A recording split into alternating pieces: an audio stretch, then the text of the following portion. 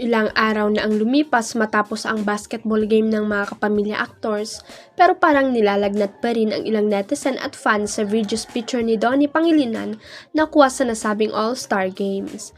Kilig-kiligan at tila pinagnanasan ng girls at ilang member ng LGBTQIA+ community ang trending picture ni Donnie.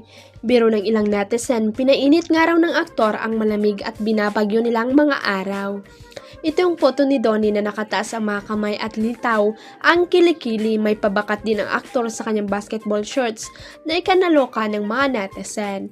Yaw pa ng fans, parang ang bango-bango nga raw ng aktor kahit sobrang pawisan na sa paglalaro ng basketball.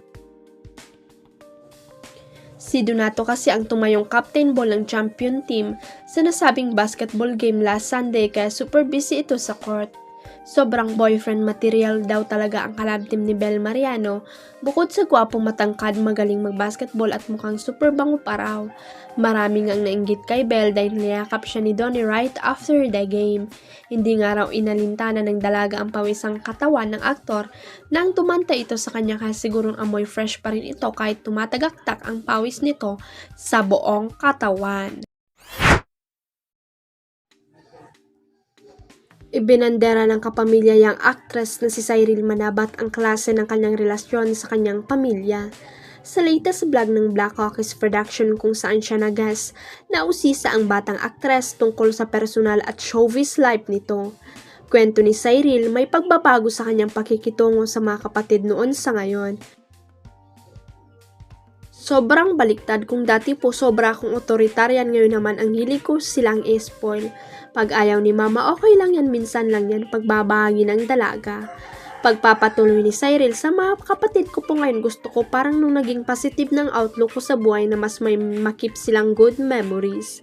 Matatanda ang nung nasa loob pa siya ng Pinoy Big Brother House na iladang dalaga na nagkaroon sila ng hindi pagkakaunawaan ng mga magulang matapos niyang malaman na nawala ang lahat ng perang kanyang pinagtrabahuan noong bata pa. Paliwanag niya na iintindihan naman niya ang kanyang mga magulang pero ayaw niya ring magsinungaling sa sarili na nasaktan siya sa nalaman. Sa ngayon ay nais ni Cyril naman mag-focus sa positive side at maging magandang example sa mga kapatid. Ayokong maalala lang ng mga kapatid ko na yung ate ko aktiga sa parents ko. Yung daddy ko hindi siya binigyan ng ate ko ng chance nang magpakatatay. Gusto ko ang babaunin ng mga kapatid ko, hindi something na naihil nila as inner child na. Gusto ko na ang maalala nila is family, hindi trauma. Naungkat rin ang kanyang naging dahilan sa paghinto sa showbiz. Isa rin po sa rason kung bakit ako nag-stop sa showbiz. Akala ko okay na. Tapos nung mag-18 na po ako, nung kukunin ko na po yung passbook ko, doon ko po nalaman na wala na, ubos na siya. And at the same time, para sa akin nung panahon na yun, masakit, I felt betrayed.